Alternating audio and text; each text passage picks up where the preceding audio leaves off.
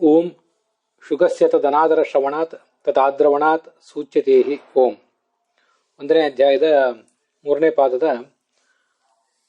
3ನೇ ಅಧ್ಯಾಯದ 34ನೇ ಸೂತ್ರ ಇದೆ. ಅದಕ್ಕೆ ಸಂಬಂಧಪಟ್ಟಂತೆ ಅಣುಭಾಷ್ಯಕ್ಕೆ ವ್ಯಾಖ್ಯಾನ ರೂಪವಾದಂಥ ತತ್ವಮಂಜರಿಯಲ್ಲಿ 145ನೇ ಗದ್ಯ ಭಾಗವನ್ನು ಈಗ ನಾವು ನೋಡಬೇಕು. ಶ್ರುತೌ ಅಹಹಾರೇ ತ್ವಾ ಶೂದ್ರ ಅಂತ ಇದು ಪ್ರಕರಣ.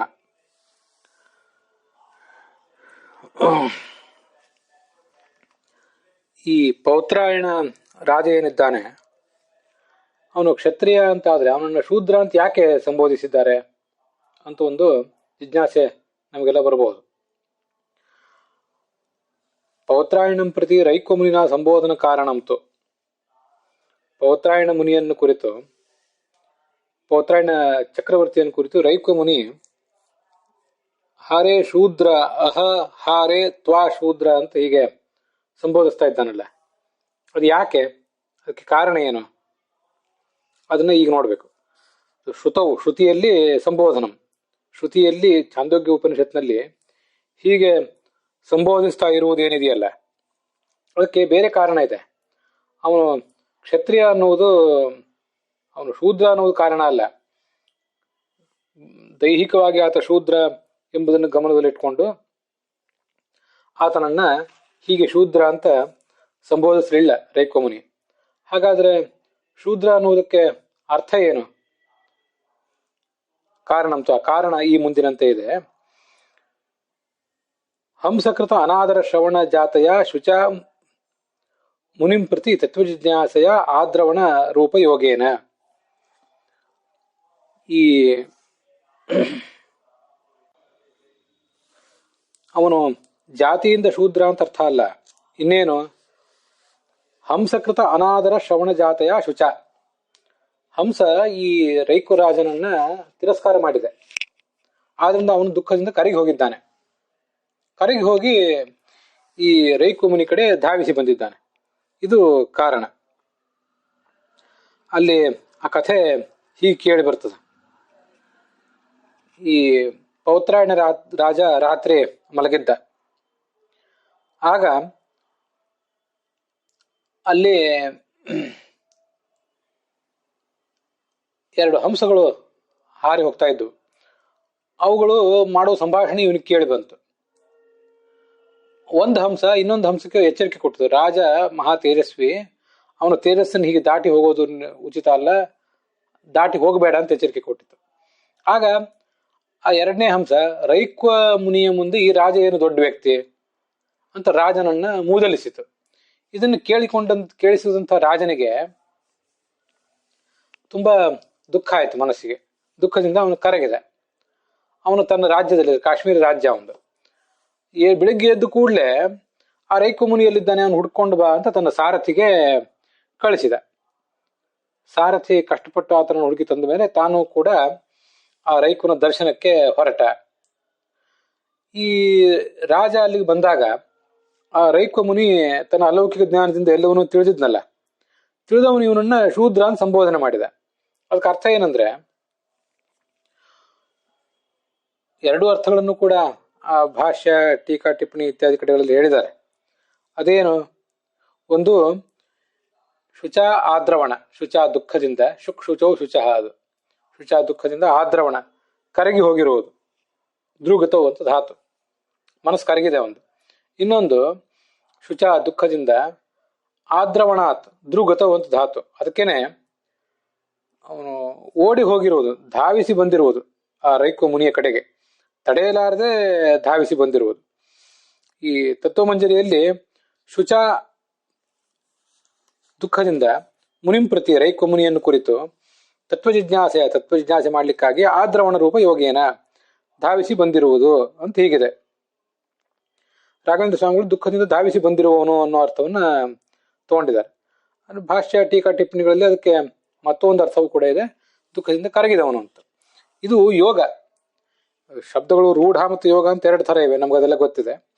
ಅದರಲ್ಲಿ ಈ ಯೋಗದ ಮೂಲಕ ಇಲ್ಲಿರುವಂತಹ ಶೂದ್ರ ಎಂಬ ಶಬ್ದ ಇದು ರಾಜನನ್ನ ರೂಢಿಯಿಂದ ದೇಹಗತವಾದ ಶೂದ್ರತ್ವವನ್ನು ಇಟ್ಕೊಂಡು ಹೇಳ್ತಾ ಇಲ್ಲ, ಹೊರತು ಯೋಗದ ಮೂಲಕವಾಗಿ ಇವನು ದುಃಖದಿಂದ ಕರಗಿದವನು ಅಥವಾ ದುಃಖದಿಂದ ಮುನಿಯ ಕಡೆ ಧಾವಿಸಿ ಬಂದವನು ಅನ್ನೋ ಅರ್ಥದಲ್ಲಿ ಆತನನ್ನ ಶೂದ್ರ ಅಂತ ವರ್ಣಿಸಿದೆ.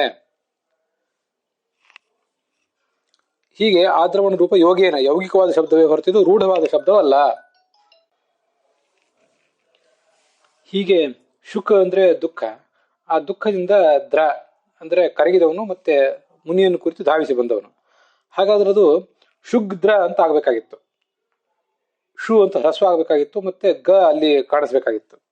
ಅದು ಬಿಟ್ಟು ಶೂದ್ರ ಅಂತ ದೀರ್ಘ ಹೇಗಾಯಿತು ಅಂತ ನಮ್ಗೊಂದು ಜಿಜ್ಞಾಸೆ ಬರ್ಬೋದು.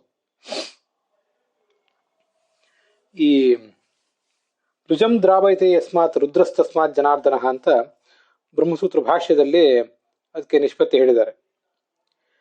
ಈ ಭಗವಂತನನ್ನ ರುದ್ರ ಅಂತ ಕರೀತಾರೆ. ಯಾಕೆ ರುದ್ರ ಅಂತ ಕರೀತಾರೆ ಅಂದ್ರೆ, ರುಕ್ ಅಂದ್ರೆ ರೋಗ, ಆ ರೋಗವನ್ನ ದ್ರಾವಯತೆ ಓಡಿಸ್ತಾನೆ, ಆದ್ರಿಂದ ಆತನನ್ನ ರುದ್ರ ಅಂತ ಕರೀತಾರೆ. ಅಲ್ಲಿ ರುಜಂ ಅಲ್ಲೂ ಕೂಡ ರುಕ್ ಅಂತ ಶಬ್ದ, ರುಕ್ ರುಜೌ ರುಜಃ, ಇಲ್ಲಿ ಹೇಗೆ ಶುಕ್ ಶುಚೌ ಶುಚಃ ನೋಹ ಹಾಗೆ ಅಲ್ಲಿ ರುಕ್ ರುಜೌ ರುಜಃ. ರುಜಂ ದ್ರಾವಯತೆ ಅಂತ ಆದ್ಮೇಲೆ ಅಲ್ಲಿ ಆಗ್ಬೇಕಾದದ್ದು ರುಗ್ ದ್ರ, ನಡುವೆ ಗ ಒಂದು ಕೇಳಿಸ್ಬೇಕಾಗಿತ್ತು, ಅದೆಲ್ಲಿ ಹೋಯ್ತು? ಆದ್ರೆ ಶಾಸ್ತ್ರ ಅದನ್ನ ಒಪ್ಕೊಂಡಿದೆ. ರುಜಂ ದ್ರಾವಯತೆ ಎಂಬಲ್ಲಿ ರುಗ್ ದ್ರ ಆಗ್ಬೇಕಾಗಿದ್ರು ಕೂಡ ನಡುವಿನ ಗಕಾರಕ್ಕೆ ಲೋಪವಾಗಿ ರುದ್ರ ಅಂತ ಆಗಿದೆ. ಅದರಂತೆ ಶುಗ್ ದ್ರ ಅನ್ನೋಲ್ಲಿ ನಡುವಿನ ಗಕಾರ ಹೊರಟೋಗಿ ಶುದ್ರ ಹೀಗಾಗಿದೆ. ಹಾಗಾದ್ರೆ ದೀರ್ಘ ಹೇಗಾಯಿತು ಅಂತ ಮತ್ತೆ ಪ್ರಶ್ನೆ ಬರ್ಬೋದಲ್ಲ. ಯಾಕಂದ್ರೆ ಮೂಲ ಶೋಕ ಎಂಬ ಅರ್ಥದಲ್ಲಿ ಅದು ಹ್ರಸ್ವ, ದೀರ್ಘ ಅಲ್ಲ ಅದು. ಅದರಿಂದ ದೀರ್ಘ ಹೇಗಾಯಿತು ಅಂತ ಮತ್ತೆ ಪ್ರಶ್ನೆ ಬರ್ಬಹುದು. ಅದಕ್ಕೆ ಛಾಂದೋಗ್ಯ ಭಾಷ್ಯದಲ್ಲಿ ರಾಜ ಪೌತ್ರಾಯಣ ಶೋಕಾತ್ ಶೂದ್ರೇತಿ ಮುನಿನೋದಿತ ಅಂತ ಆಚಾರ್ಯರು ಪ್ರಾಯ ಪದ್ಮಪುರಾಣದ ಶ್ಲೋಕ ಇದ್ದಿರಬೇಕು, ಅದನ್ನ ಉದ್ಧರಿಸಿದ್ದಾರೆ. ಪೌತ್ರಾಯಣ ರಾಜನನ್ನ ಮುನಿ ರವಿಕ್ವ ಶೋಕದ ಕಾರಣದಿಂದ ಶೂದ್ರ ಎಂಬುದಾಗಿ ಸಂಬೋಧಿಸಿದ. ಅದನ್ನ ರಾಘವೇಂದ್ರ ಹೇಳ್ತಾರೆ, ಶುಗ್ದ್ರೇತಿ ವಾಚ್ಯೆ, ಶುಗ್ ದ್ರ ಹ್ರಸ್ವ ಇರಬೇಕಾಗಿತ್ತು ಶೂ ಎಂಬಲ್ಲಿ, ಮತ್ತೆ ನಡುವೆ ಗಕಾರ ಕೇಳಬೇಕಾಗಿತ್ತು. ಆದ್ರೆ ಆತರ ಹೇಳುವುದನ್ನು ಬಿಟ್ಟು ಶೋಕ ಆಧಿಕ್ಯೇನ ಹೇತುನ, ತುಂಬಾ ದುಃಖ ಆಗಿದೆ ರಾಜನಿಗೆ, ಆದ್ರಿಂದ ಶೂ ಇದ್ದದನ್ನು ಶೂ ಅಂತ ದೀರ್ಘ ಮಾಡಿದ್ದಾರೆ. ಶೋಕಾಧಿಕ್ಯೇನ ಆದ್ರಮಣ, ಕರಗಿ ಹೋಗಿದ್ದಾನೆ ಮತ್ತೆ ಮುನಿಯನ್ನು ಕುರಿತು ಧಾವಿಸಿ ಬಂದಿದ್ದಾನೆ. ತದ್ ಹಾರ್ದಂ ಜಾನತ, ಆ ಮುನಿಯ ಆ ರೈಕ್ವರ ಪೌತ್ರಾಯಣ ರಾಜನ ಹೃದಯದಲ್ಲಿರುವ ಅಭಿಪ್ರಾಯವನ್ನು ತಿಳಿದಂತಹ ಸರ್ವಜ್ಞನಾದ ಮುನಿ ಆತನನ್ನ ಶೂದ್ರ ಎಂಬುದಾಗಿ ಕ್ಷತ್ರಿಯನಾಗಿದ್ದರೂ ಕೂಡ ಸಂಬೋಧನೆ ಮಾಡಿದ್ದಾನೆ ಅಂತ ಅರ್ಥ. ರಾಜಾ ಪೌತ್ರಾಯಣ ಶೋಕಾತ್ ಶೂದ್ರೇತಿ ಮುನಿನೋದಿತ, ಇದು ಛಾಂದೋಗ್ಯ ಭಾಷ್ಯ.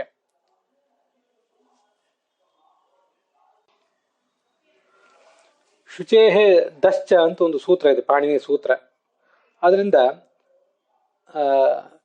ಶುಕ್ ಈ ಶಬ್ದಕ್ಕೆ ರಕ್ ಪ್ರತ್ಯಯ ಬಂತು, ರಕ್ ಎಂಬ ಪ್ರತ್ಯಯದಲ್ಲಿ ಕಕಾರಕ್ಕೆ ಲೋಪ ಆಗಿ ಶುಕ್ ರ ಅಂತ ಹೀಗಾಗಿ, ಮತ್ತೆ ಶುಚ ಧಾತುವಿನ ಚಕಾರ ಇದೆಯಲ್ಲ ಮೂಲ ಪ್ರಾತಿಪದಿಕದಲ್ಲಿ ಶುಚ ಶಬ್ದ, ಅದು ಅದರಲ್ಲಿರುವ ಚಕಾರಕ್ಕೆ ದಕಾರ ಬಂದು ಮುಂದೆ ಅದು ದೀರ್ಘವನ್ನು ಪಡೆದು ಶೂದ್ರ ಅಂತ ಆಗಿದೆ.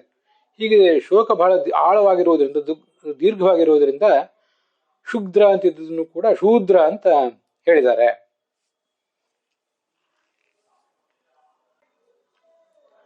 ಆ ಮಂತ್ರದ ಅರ್ಥ ಏನು? ಅಹ ಎಲೆ ಅಂತ ಅರ್ಥ. ಅಹ ಅಂದ್ರೆ ಸಂಬೋಧನೆ, ಅದು ಶೂದ್ರ ಶೋಕದಿಂದ ಕರಗಿ ಹೋದವನೇ. ಹಾರೇತ್ವ, ಹಾರ ಅಂದ್ರೆ ಮುತ್ತಿನ ಮಾಲೆ, ಅವನು ಮುನಿ ಕೊಡಬೇಕು ಅಂತ ತಗೊಂಡು ಬಂದಿರುವಂಥದ್ದು. ಇತ್ವ ಅಂದ್ರೆ ಗಾಡಿ. ಗೋಭಿ ಮತ್ತೆ ಎತ್ತುಗಳಿಂದ ಜೊತೆಗೂಡಿ ಅವನು ಅದೆಲ್ಲ ತಗೊಂಡ್ಬಂದಿದ್ದಾನೆ. ಅದೆಲ್ಲ ತವೈವ ವಸ್ತು, ನಿನಗೇ ಇರ್ಲಿ, ನನಗದು ಯಾವುದೂ ಬೇಕಾಗಿಲ್ಲ.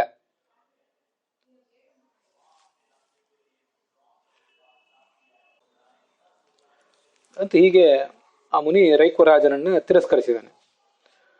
ವೇದೇ ಜ್ಞೇಯ ನೇತಿ ಶೂದ್ರೇ ವೇದಾಭಾವ ಉಕ್ತ್ಯ,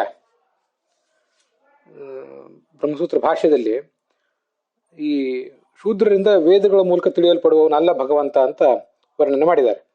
ಶೂದ್ರೇ ವೇದಾಭಾವ ಉಕ್ತ್ಯ, ಶೂದ್ರನಿಗೆ ವೇದದ ಅಧಿಕಾರ ಇಲ್ಲ ಅಂತ ಗೊತ್ತಾಯ್ತು.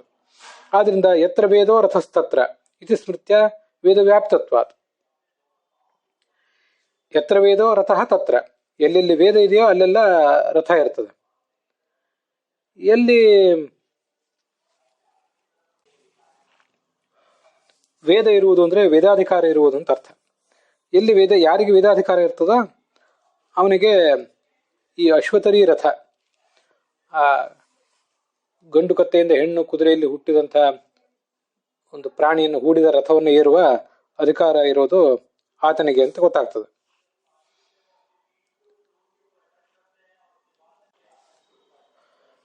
ಹೀಗೆ ಆ ರಥ ಅಂತನ್ನುವುದು ವೇದದ ವ್ಯಾಪ್ತಿ ಉಳ್ಳದ್ದು ಅಂತ ಗೊತ್ತಾಗ್ತದೆ. ಯತ್ರ ವೇದೋ ರಥಸ್ತತ್ರ ನವೇದೋ ಯತ್ರ ನೋ ರಥ ಅಂತ ಬ್ರಹ್ಮ ವ್ಯವರ್ತ ಪುರಾಣದ ಮಾತನ್ನ ಆಚಾರ್ಯರು ಬ್ರಹ್ಮಸೂತ್ರ ಭಾಷ್ಯದ ಮುಂದಿನ ಸೂತ್ರದಲ್ಲಿ ಉದ್ಧರಿಸಿದ್ದಾರೆ. ಕ್ಷತ್ರಿಯತ್ವ ಅವಗತೇಶ್ಚ ಉತ್ತರತ್ರ ಚೈತ್ರರಥೇನ ಲಿಂಗಾತ್ ಅಂತ. ಹೀಗೆ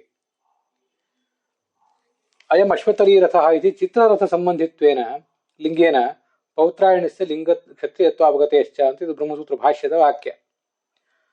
ಅವನ ಹತ್ರ, ಆ ಪೌತ್ರಾಯಣ ರಾಜನ ಹತ್ರ ಅಶ್ವತರೀ ರಥ ಇತ್ತು. ಆ ಅಶ್ವತರೀ ರಥವನ್ನೇ ಚಿತ್ರರಥ ಅಂತ ಹೇಳ್ತಾರೆ. ಅದೊಂದು ಲಿಂಗ ಅಂದ್ರೆ ಸೂಚಕವಾದಂತಹ ಕಾರಣ. ಆದ್ರಿಂದ ಅವನು ಕ್ಷತ್ರಿಯ ಅಂತ ತಿಳಿದು ಬರ್ತದೆ.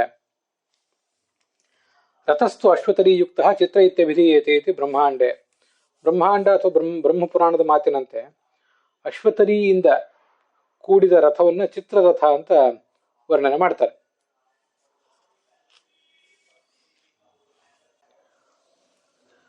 ಹೀಗೆ ಒಬ್ಬ ವ್ಯಕ್ತಿ ಹತ್ರ ರಥ ಇರಬೇಕಾದ್ರೆ ಅವನಿಗೆ ವೇದಾಧಿಕಾರ ಇರಲೇಬೇಕು ಅಂತ ಗೊತ್ತಾಗ್ತದೆ. ರಥ ಇದ್ದಲ್ಲೆಲ್ಲ ವೇದ ಇದ್ದೇ ಇರ್ತದೆ.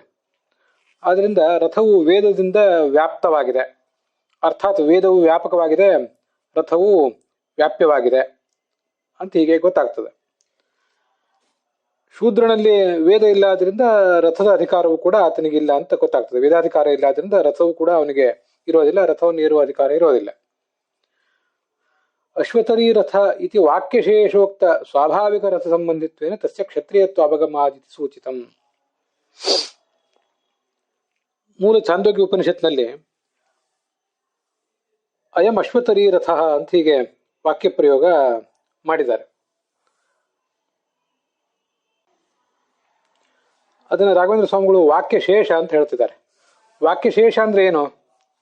ಇಡೀ ಮೂಲ ಉಪನಿಷತ್ನಲ್ಲಿ ತದುಹ ಜಾನಶ್ರುತಿ ಪೌತ್ರಾಯಣ ಷಟ್ಶತಾನಿ ಗವಾಂ ನಿಷ್ಕಂ ಅಶ್ವತರೀ ರಥಂ ತದಾದಾಯ ಪ್ರಚಕ್ರಮೆ ಅಂತಿಷ್ಟು ವಾಕ್ಯ ಇದೆ. ಅಲ್ಲಿ ಇದು ವಾಕ್ಯಶೇಷ, ವಾಕ್ಯದ ಒಂದು ತುಣುಕು. ಅದಕ್ಕಿಂತ ಮುಂಚೆ ತದುಹ ಜಾನಶ್ರುತಿ ಪೌತ್ರಾಯಣ ಷಟ್ಶತಾನಿ ಗವಾಂ ಇತ್ಯಾದಿ ವಾಕ್ಯಗಳಿವೆ. ಕೊನೆಗೆ ಅಶ್ವತರೀ ರಥ ಅಂತ ಹೀಗಿದೆ ವಾಕ್ಯ ಕಂಡು ಬರ್ತದೆ.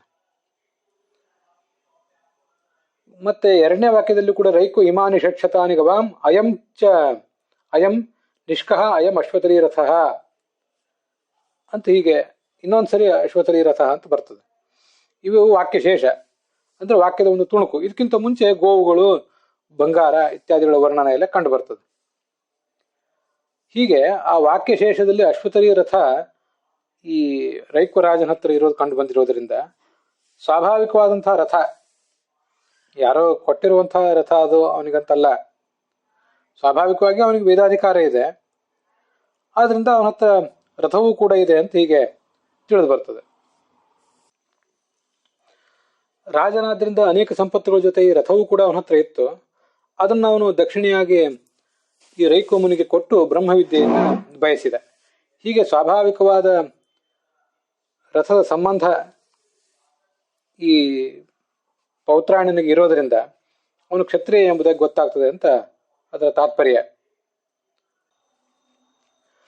ಇದರ ನಂತರ ಓಂ ಸಂಸ್ಕಾರ ಪರಾಮರ್ಶಾತ್ ತದಭಾವಾಭಿಲಾಪಾಚ್ಯ ಅಂತ 1ನೇ ಅಧ್ಯಾಯದ 3ನೇ ಪಾದದ 36ನೇ ಸೂತ್ರ.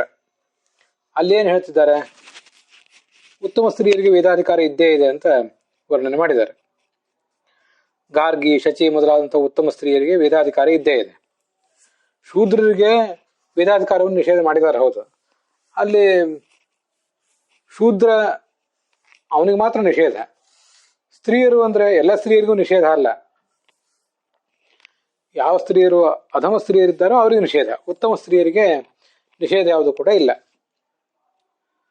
ಅಷ್ಟವರ್ಷಂ ಬ್ರಾಹ್ಮಣಂ ಉಪನಯೀತ ತಮಧ್ಯಾಪಯೀತ ಇತಿ ಅಧ್ಯಯನಾರ್ಥಂ ಸಂಸ್ಕಾರ ಪರಾಮರ್ಶಾತ್ ಬ್ರಹ್ಮಸೂತ್ರ ಭಾಷ್ಯದ ವಾಕ್ಯ. ಬ್ರಾಹ್ಮಣನಿಗೆ 8 ವರ್ಷ ಆದ ಕೂಡಲೇ ಆತನಿಗೆ ಉಪನಯನ ಮಾಡಿ ಮುಂದೆ ವೇದಾಧ್ಯಯನ ಮಾಡಿಸ್ಬೇಕು. ಈ ಕ್ಷತ್ರಿಯರಿಗೂ ವೈಶ್ಯರಿಗೂ ಹೀಗೆ 10 ವರ್ಷ 12 ವರ್ಷ ಇತ್ಯಾದಿಗಳನ್ನೆಲ್ಲ ಹೇಳಿದ್ದಾರೆ. ಆದರೆ ಶೂದ್ರನಿಗೆ ಮಾತ್ರ ನಾಗ್ನಿ ನಯಜ್ಞ, ಶೂದ್ರನಿಗೆ ಅಗ್ನಿ ಕಾರ್ಯ ಮೊದಲಾದದ್ದಿಲ್ಲ, ಯಜ್ಞವಿಲ್ಲ, ಕ್ರಿಯಾ ಇಲ್ಲ, ಯಾವುದೇ ಉಪನಯನ ಮೊದಲಾದ ಸಂಸ್ಕಾರ ಬೇಕಾಗಿಲ್ಲ, ವ್ರತಗಳು ಕೂಡ ಬೇಕಾಗಿಲ್ಲ. ಇದು ಪೈಂಗಿ ಶ್ರುತಿ.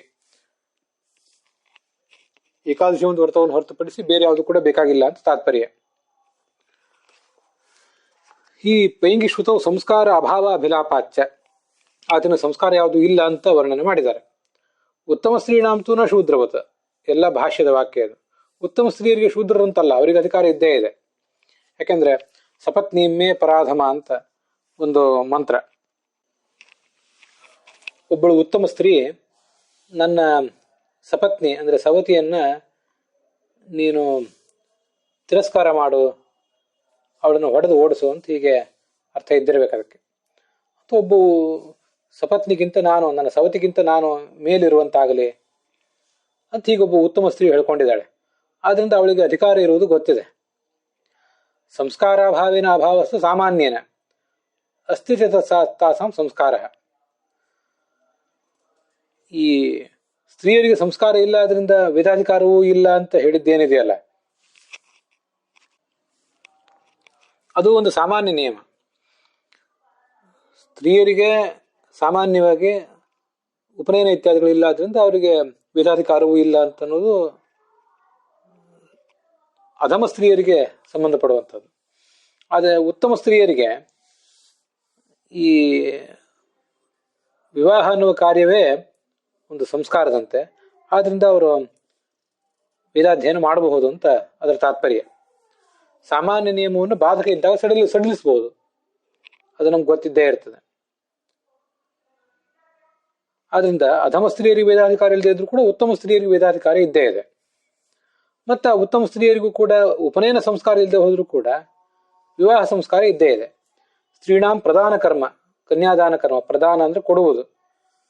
ಗಂಡಸರಿಗೆ ಉಪನಯನ ಹೇಗೋ ಹಾಗೆ ಸ್ತ್ರೀಯರಿಗೆ ವಿವಾಹ ಕರ್ಮವೇ ಸಂಸ್ಕಾರದಂತೆ. ಅದಾದ ಬಳಿಕ ಅವರು ವೇದಾಧ್ಯಯನ ಮಾಡಬಹುದು, ಅದು ಉತ್ತಮ ಸ್ತ್ರೀಯರಿಗೆ ಅಂತ ಇದು ವ್ಯಾಸ ಸ್ಮೃತಿಯಲ್ಲಿ ಕಂಡು ಬಂದಿದೆ. ಅದನ್ನ ರಾಘವೇಂದ್ರ ಸ್ವಾಮಿಗಳು ತತ್ವಮಂಜರಿಯಲ್ಲಿ ಹೇಳ್ತಾರೆ. ಗಾರ್ಗಿ ಪ್ರಭೃತಿ ಉತ್ತಮ ಸ್ತ್ರೀಣಾಂತು ನಿಷೇಧ ಶ್ರುತ್ಯಾದವು. ಸ್ತ್ರೀಯರು ಶೂದ್ರರು ವೇದಾಧ್ಯಯನ ಮಾಡಬಾರದು ಅಂತ ನಿಷೇಧ ಮಾಡಿರುವ ಮಾತೇನಿದೆಯಲ್ಲ, ಅಂತ ನಿಷೇಧ ಮಾಡಿರುವ ಶ್ರುತಿಗಳು, ಪುರಾಣ ವಾಕ್ಯಗಳು ಮೊದಲಾದವುಗಳು, ಅಲ್ಲಿ ಶೂದ್ರ ಪದ ಸೇವೆ, ಶೂದ್ರ ಎಂಬ ಪದ ಇರೋದು ನಮ್ಗೆ ಗೊತ್ತಿದೆ. ಆದ್ರೆ ಸ್ತ್ರೀ ಎಂಬ ಪದ ಅಲ್ಲಿಲ್ಲ. ಶೂದ್ರರಿಗೆ ಸಾರಾಸಗಟಾಗಿ ವೇದಾಧಿಕಾರ ನಿಷೇಧ ಮಾಡಿದ್ದಾರೆ, ಮತ್ತು ಅವರಿಗೆ ಸಂಸ್ಕಾರವನ್ನು ನಿಷೇಧ ಮಾಡಿದ್ದಾರೆ. ಸಾರಾಸಗಟಾಗಿ, ಇದು ಗಮನಿಸಬೇಕು. ಅದಕ್ಕೆ ಯಾವುದೇ ಅಪವಾದವಿಲ್ಲ. ಆದ್ರೆ ಸ್ತ್ರೀಯರಿಗೆ ಸಾರಾಸಗಟಾಗಿ ನಿಷೇಧ ಮಾಡಿಲ್ಲ. ಬ್ರಹ್ಮಸೂತ್ರ ಭಾಷ್ಯದ ಆರಂಭದಲ್ಲಿ ಆಹುರಪ್ಯುತ್ತಮ ಸ್ತ್ರೀನ, ಉತ್ತಮ ಸ್ತ್ರೀಯರಿಗೆ ವೇದಾಧಿಕಾರ ಇದೆ ಅಂತ ಅಲ್ಲಿ ಬಂದಿದ್ದೇ ಇದೆ. ಆದ್ರಿಂದ ಸ್ತ್ರೀಯರಿಗೆ ಮತ್ತು ಶೂದ್ರರಿಗೆ ವೇದಾಧಿಕಾರವನ್ನು ನಿಷೇಧ ಮಾಡುವ, ಸಂಸ್ಕಾರವನ್ನು ನಿಷೇಧ ಮಾಡುವ ವೇದವಾಕ್ಯ ಪುರಾಣ ವಾಕ್ಯಗಳಲ್ಲಿ ಸ್ತ್ರೀ ಎಂಬ ಪದ ಇರುವಂತೆ ಶೂದ್ರ ಪದ ಕಂಡು ಬಂದಿಲ್ಲ. ಶೂದ್ರ ಎಂಬ ಪದ ಇರುವಂತೆ ನಾನು ವ್ಯತ್ಯಾಸ ಮಾಡಿ ಹೇಳಿದೆ. ಶೂದ್ರ ಎಂಬ ಪದ ಇದೆ, ಅವ್ರಿಗೆ ಅದನ್ನು ಸಾರಾಸಗಟಾಗಿ ನಿರಾಕರಣೆ ಮಾಡಿದ್ದಾರೆ. ಹಾಗೆ ಸ್ತ್ರೀ ಪದ ಇಲ್ಲ. ಸ್ತ್ರೀ ಪದ ಎಲ್ಲಿಯಾದ್ರೂ ಇದ್ರೂ ಕೂಡ ಅದಕ್ಕೂ ಒಂದು ಅಪವಾದ ಇದೆ. ಆದ್ರಿಂದ ತಾಸಾಂ ನಿಷೇಧ ಅಭಾವಾತ್. ಅದನ್ನು ಈ ರಾಘವೇಂದ್ರ ಸ್ವಾಮಿ ಈ ವಾಕ್ಯಗಳನ್ನ ಬ್ರಹ್ಮಸೂತ್ರ ಭಾಷ್ಯಕ್ಕನುಸಾರವಾಗಿ ಅಧ್ಯಯನ ಮಾಡಬೇಕು. ಸ್ತ್ರೀ ಶೂದ್ರ ಇಬ್ಬರನ್ನು ಸಮೀಕರಿಸಿ ಅವರಿಗೆ ಸಂಸ್ಕಾರವಿಲ್ಲ, ವೇದಾಧ್ಯಯನ ಇಲ್ಲ ಅಂತ ಹೇಳಿದ ಮಾತುಗಳು ಎಲ್ಲೂ ಇಲ್ಲ. ಒಂದು ವೇಳೆ ಎಲ್ಲಾದ್ರೂ ಇದ್ದರೆ ಆ ಸಂದರ್ಭದಲ್ಲಿ ಶೂದ್ರರಿಗೆ ಅಪವಾದ ರಹಿತವಾಗಿ ನಿಯಮೇನ ವೇದಾಧಿಕಾರ ಇಲ್ಲ, ಸಂಸ್ಕಾರವೂ ಇಲ್ಲ. ಸ್ತ್ರೀಯರಿಗೆ, ಅಧಮ ಸ್ತ್ರೀಯರಿಗೆ ವೇದಾಧಿಕಾರ ಇಲ್ಲ, ಉತ್ತಮ ಸ್ತ್ರೀಯರಿಗೆ ಸಂಸ್ಕಾರ ಇದೆ, ವಿವಾಹ ಸಂಸ್ಕಾರ, ಮತ್ತೆ ಅವರಿಗೆ ವೇದಾಧಿಕಾರವೂ ಕೂಡ ಇದೆ ಅಂತ ತಿಳ್ಕೊಳ್ಬೇಕು. ಆದ್ರಿಂದ ತಾಸಾಂ ನಿಷೇಧ ಅಭಾವಾತ್. ಉಪನಯನ ಪ್ರತಿನಿಧಿ, ಗಂಡಸರಿಗೆ ಉಪನಯನ ಏನಿದೆ ಅದಕ್ಕೆ ಪ್ರತಿನಿಧಿಯಾಗಿ ಪ್ರಧಾನ ಕರ್ಮ, ಕನ್ಯಾದಾನ ಕರ್ಮ ಅನ್ನೋದೇ ಒಂದು ಸಂಸ್ಕಾರ. ಸಂಸ್ಕಾರ ಭಾವಾಚ್ಯ ನ ನಿಷೇಧ, ಯಾವುದೇ ರೀತಿಯಾದ ನಿಷೇಧ ಇಲ್ಲ. ಇದೆಲ್ಲವನ್ನು ಶೂದ್ರ ಎಂಬ ಶಬ್ದದಿಂದ ಆಚಾರ್ಯರು ಸೂಚನೆ ಮಾಡಿದ್ದಾರೆ. ಅಲ್ಲಿಗೆ 146ನೇ ಭಾಗ ಇಲ್ಲಿಗೆ ಸಮಾಪ್ತವಾಗಿದೆ ತತ್ವಮಂಜರಿಯಲ್ಲಿ.